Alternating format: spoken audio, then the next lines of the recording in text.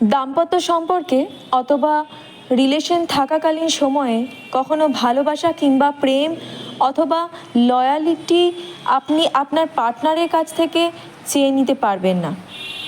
জোর করে কাউকে সামাজিকতার ভয় দেখিয়ে কিংবা সন্তানের অজুহাতে আপনি কাউকে আপনার জীবনে ধরে রাখতে পারবেন হয়তো, কিন্তু আপনার সাথে বাস করেও মানুষটা এক আকাশ দূরত্বে থাকবে। আপনার কাছে সে মুখোশে নিজেকে ঢাকলেও সে নিজেকে মেলে দেবে তার কমফোর্ট জোনে। ভালোবাসাহীন একসাথে থাকা মানে নিত্য জলে গুলে স্লো পয়জন খাওয়ার মতো জীবনটা বিষাদ লাগে। আপনি কখনোই শান্তি পাবেন না যখন পাশে থাকা মানুষটা দেখবেন সে আপনার প্রতি ইমোশন ইনভেস্টার না। আপনার জন্য হয়তোবা মানুষটা নিজেকে নিয়ন্ত্রণ করবে, কিন্তু আপনার অগোচরে সে তাই করবে যেটা তার মন চাইবে। হঠাৎ যখন দীর্ঘমেয়াদী সম্পর্কে চির ধরে তখন আপনি তৃতীয় কাউকে দোষ দিতে যাবেন না, কারণ মানুষ মাত্রই সম্পর্কে ম্যাজিক পছন্দ করে। মানসিকভাবে সে স্টেবিলিটি খোঁজে।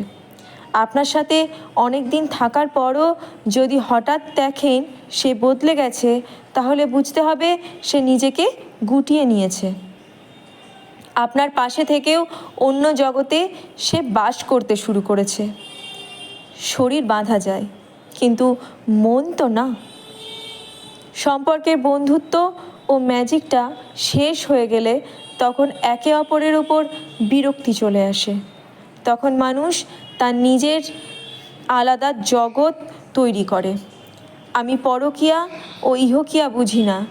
মানুষ যখন মানসিকভাবে যার কাছে শান্তি পায় সেখানে সে নিজেকে জমা দেয়।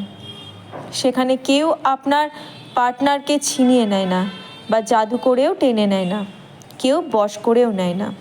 মনে রাখবেন, আপনাদের সম্পর্কে লিকেজের মাঝে যখন কেউ প্রবেশ করে সেই স্পেসটা কিন্তু আপনারাই তৈরি করেছেন। কাউকে জোর করে কখনো আপনার ধরে রাখার চেষ্টা করাই উচিত না। কাউকে জোর করে ধরে রাখা যায় না। নিজেকে প্রশ্ন করুন, আমি কি তার সাথে থাকতে চাই যে আমার হয়েও আমার না? তাহলে উত্তরটা ঠিক পেয়ে যাবেন। আপনার অনেক এফোর্ট ও প্রেম থাকলেও মানুষটার প্রতি তবু যদি সে চিটিং করে, তবে ভেবে নেবেন সে আপনাকে কখনো ভালোই বাসেনি, অথবা তার চরিত্রই খারাপ। তাই সে নিজেকে অন্য জায়গায় ইনভেস্ট করেছে। কিন্তু আপনার অবহেলা কিংবা আপনার অনিয়ম অথবা খেয়ালিপনা যদি আপনার পার্টনারকে দূরে ঠেলে দেয়, তবে আপনি বুঝতে পারবেন যে সেখানে আপনার অন্য কাউকে দোষ দেওয়ার কোনো ইখতিয়ার নেই। কারণ আপনি নিজেও জানেন আপনার সাথে কেন এটা ঘটছে। সে মানুষটা কেন মুভ অন করে গেছে সেটাও আপনি বুঝতে পারছেন। কারণ মানুষ মাত্রই নিজের জন্য প্যাম্পার হতে চায়, রেসপেক্ট কেয়ারও চায়। সে মায়াটা খোঁজ করে যেটা সে তার মায়ের কাছ থেকে পেত। মানুষ বড্ড ভালোবাসার কাঙাল, আর সেটা যদি সে আর একটা বিশ্বস্ত মানুষের কাছে পায় সেটা সে গ্রহণ করবেই।